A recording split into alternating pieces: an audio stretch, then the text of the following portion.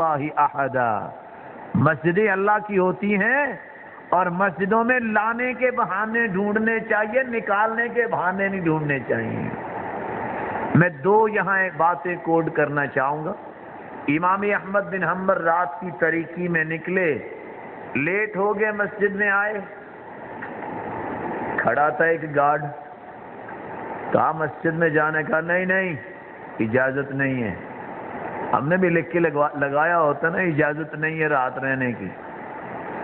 رسول اللہ صلی اللہ علیہ وسلم نے چوتھا یہ پہلو پیش کیا، ایک مہمان خانہ ہو اسلامی کمیونٹی کے لیے بہترین موقع مسجد ہے۔ دنیا جہان کے جو مقامات ہیں وہاں امتیازی سلوک ہوتے ہیں، یہ بڑا ہے، یہ چھوٹا ہے، یہ صرف ایک مسجد ہے، کوئی بادشاہ وزیر اعظم ایک ہی صف میں کھڑا ہونا پڑے گا، ایک قدم آگے نہیں ہو سکتا۔ اس اسلامک کمیونٹی کو بہترین بنانے کے لیے ضیافہ ہونا چاہیے۔ صحابی مالک بن حویرث، جس کی روایت ہر بندے کو یاد ہے، صلو کما رأیتمونی اصلی، وہ مالک بن حویرث سے ہے، وہ 631 نمبر صحیح بخاری کی روایت مالک بن حویرث سے ہی ہے، جو کہتے ہیں کہ ہم نحن شباب متقاربون، ہم نوجوان تھے، مسجد میں آ کے 20 دن رہے۔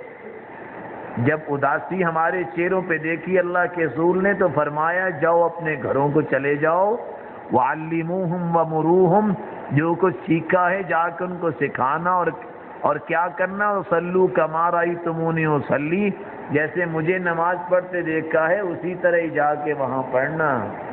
یہ جی صحابی کی روایت۔ امام احمد بن حنبل فرمانے لگے مجھے اجازت دے دیجیے، میں صبح چلا جاؤں گا۔ کہا نہیں۔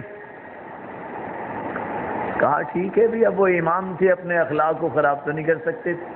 کہا چلو یہاں لیٹنے کی اجازت دے دیں، صبح چلا جاؤں گا۔ ابھی یہ بات ہو رہی تھی، میں کس کی بات کر رہا ہوں؟ امام احمد بن حنبل کی، امام اہل سنت والجماعہ۔ ایک آدمی جو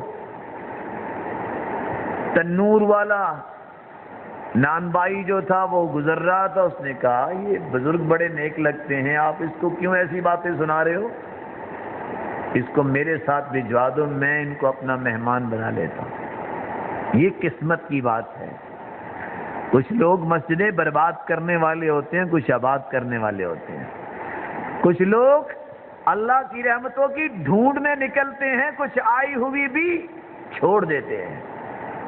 گھر لے گئے، مہمان گرامی کو چارپائی پہ لٹایا اور خود آٹا لیا اور آٹا گوندتا اور کیا کہتا ہے؟ استغفر اللہ، استغفر اللہ۔ آٹا گوندنا اور استغفار کرنا، یہ کیسے؟ کہتے بھائی آپ استغفار ماشاءاللہ پڑھ رہے ہیں، آپ کو استغفار نے کچھ فائدہ بھی دیا؟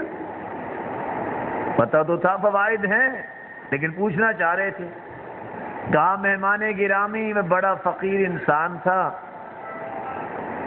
بڑا فقیر انسان تھا، جب سے استغفار شروع کیا ہے اللہ نے وارے نیارے کر دیے ہیں۔